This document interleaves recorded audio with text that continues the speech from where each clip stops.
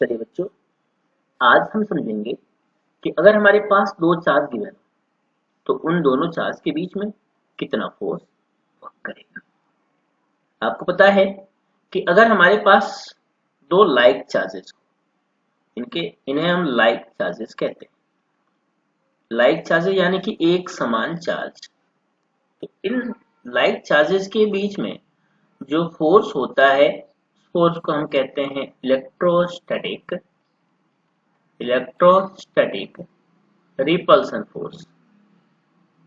Repulsion force. Hindi में इसे स्थिर वैद्युत प्रतिकर्षण बल कहते हैं बच्चों। अगर हमारे पास दो अनलाइक चार्जेस आ जाए, एक प्लस आ जाए और एक माइनस आ जाए, ये अनलाइक चार्जेस होते हैं, यानी कि दोनों डिफरेंट चार्ज होंगे, अनलाइक चार्जेस।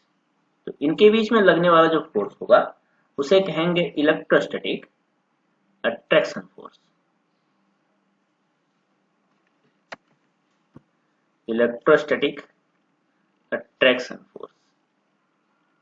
हिंदी में इसे स्थिर वैद्युत आकर्षण बल कहते हैं।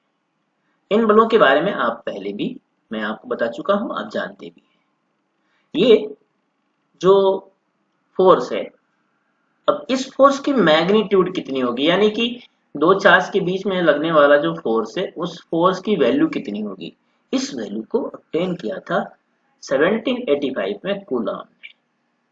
और इस कूलॉम के अकॉर्डिंग अगर मैं बात करूं तो जो फोर्स होता है Q1 और Q2 दो फोर्स होते हैं, वो डायरेक्टली प्रोपोर्शनल टू, यानी कि जो फोर्स होता है force is directly proportional to product of charges. मान लीजिए हमारे पास दो चार्ज है, एक है ये Q1 जबकि दूसरा है ये Q2। तो इनके बीच में जो लगने वाला फोर्स होगा, एक फोर्स वर्क करेगा इनके बीच में, हो सकता है या अट्रैक्टिव नेचर का हो या रिपल्सिव नेचर का हो। तो इनके बीच में एक फोर्स वर्क करता है और इस फोर्स की जो वैल्यू होती है वो प्रोपोर्शनल यानी समानुपाती प्रोपोर्शनल होती है प्रोडक्ट ऑफ चार्जेस के। दोनों चार्ज को आपस में मल्टीप्लाई कर दो, वो फोर्स के प्रोपोर्शनल होती है। इसका मतलब है कि अगर आप Q1 को इंक्रीज करते हो या Q2 को इंक्रीज करते हो या फिर दोनों को इंक्रीज करते हो, फोर्स ऑटोमेटिकली इंक्रीज हो जाएगा। दैट इज, अगर आपके पास क्वेश्चन आ जाए कि अगर हम पहले चार्ज को टू टाइम्स और इसको हम 3 टाइम्स इंक्रीज करते हैं तो फोर्स 6 टाइम इंक्रीज हो जाएगा, बिकॉज ये 2 और 3 आपस में मल्टीप्लाई हो जाएंगे।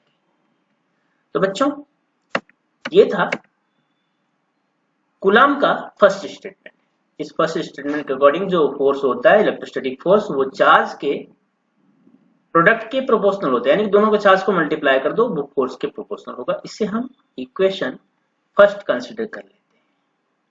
अब जबकि दूसरे स्टेटमेंट में जो फोर्स होगा, ये जो दो हमारे पास चार्ज है, एक ये चार्ज आपको दिख रहा है जबकि ये चार्ज दिख रहा है, इनके बीच में कुछ ना कुछ सेपरेशन, कुछ ना कुछ दूरी होगी, कुछ ना कुछ डिस्टेंस होगा। मान लेते हैं वो डिस्टेंस है r। अगर मैं डिस्टेंस को इंक्रीज करता हूं तो इसका मतलब है कि फोर्स डिक्रीज होगा। इसका मतलब ये है कि फोर्स और डिस्टेंस दोनों एक दूसरे के इनवर्सली प्रोपोर्शनल होंगे, दैट इज एक दूसरे की व्युत्क्रमानुपाती यानी कि इनवर्सली प्रोपोर्शनल होंगे। मैं लिख सकता हूं इसे 1/r। बट कूलॉम्स के अकॉर्डिंग जो फोर्स होता है ना, वो सेपरेशन के स्क्वायर के इनवर्सली प्रोपोर्शनल होगा। सेपरेशन का स्क्वायर यानी कि r स्क्वायर, इनवर्सली प्रोपोर्शनल यानी कि 1/r स्क्वायर। हम यहाँ पे लिख सकते हैं f proportional to 1/r square, यानी कि f सेपरेशन के इनवर्सली प्रोपोर्शनल है। अब ये है हमारे पास इक्वेशन नंबर 2। अब बच्चों, हमारे पास दो इक्वेशन है, तो हम लिख सकते हैं from equation first and second.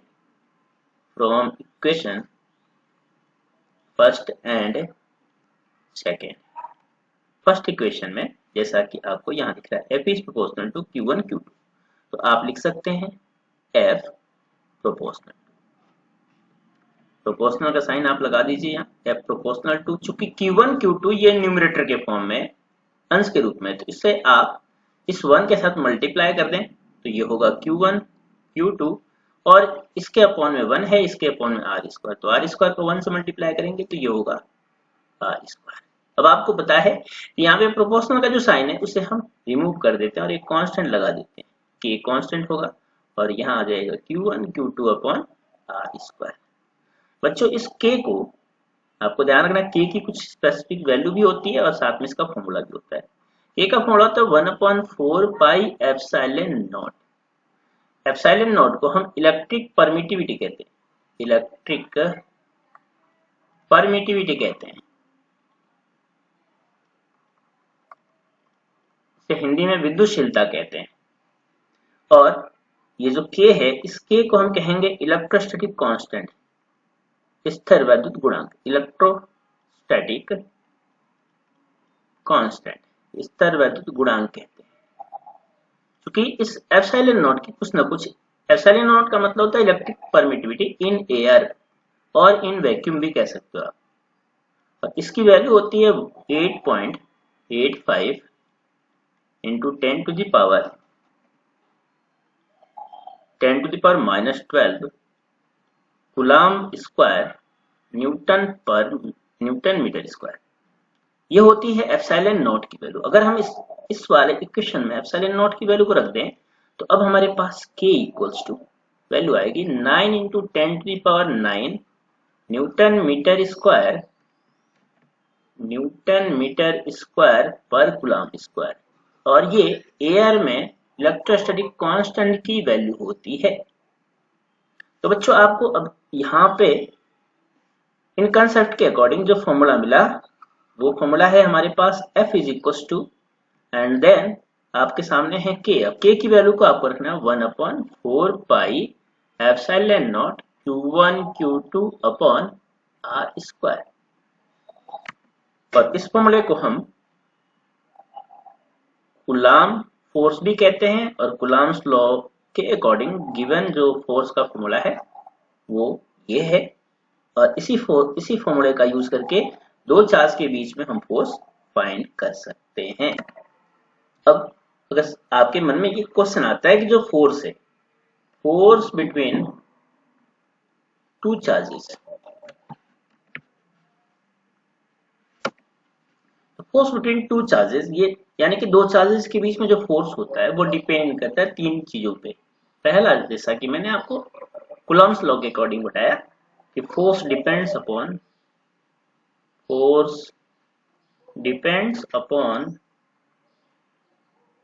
Magnitude of charges, जितने भी चार्जेस है उनके मैग्नीट्यूड पे फोर्स यानी कि इलेक्ट्रोस्टैटिक फोर्स डिपेंड करता है। Next, force depends upon separation between two charges, or you can say two charges, separation between two charges, यानी कि दो चार्ज के बीच में अगर सेपरेशन को चेंज कर दिया जाए तो फोर्स चेंज होगा, दो चार्ज के मैग्नीट्यूड को चेंज कर दिया जाए तो भी फोर्स चेंज हो जाए। जबकि थर्ड है, जो फोर्स होता है ना वो डिपेंड करता है medium, force depends upon medium,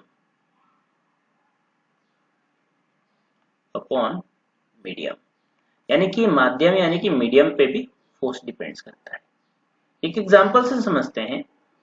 अगर मान लीजिए आपके पास दो चार्जेस है और इन दोनों चार्ज के बीच में एयर है, और ये चार्ज है मान लो यहाँ Q1 और ये चार्ज है Q2, इनके बीच के जो सेपरेशन है वो अगर हम कंसिडर कर लेते हैं 1 मीटर, तो यहाँ पे अगर मान लीजिए कुछ ना कुछ फोर्स यहाँ वर्क करेगा, कोई भी फोर्स आप XYZ कंसिडर कर सकते हैं। अगर मान लीजिए यहाँ पे X न्यूटन फोर्स इनके बीच में अप्लाई हो रहा है, इसी सेटअप को अगर हम वाटर के मीडियम में रख देते हैं और यहाँ पे चार्ज भी वही है, चार्ज का मैग्नीट्यूड भी वही है Q1 और Q2, इनके बीच में सेपरेशन भी वही है, तब ये जो फोर्स होगा यानी कि F1 जो शुरुआत वाला फोर्स था वो F2 के इक्वल नहीं होगा, दैट इज हम F1 नॉट इक्वल टू लिख सकते F2। इसका मतलब है कि जो फोर्स है यानी कि अट्रैक्शन फोर्स और रिपल्सन फोर्स है, इलेक्ट्रोस्टैटिक फोर्स है, स्थिर बल है, वो माध्यम यानी मीडियम के ऊपर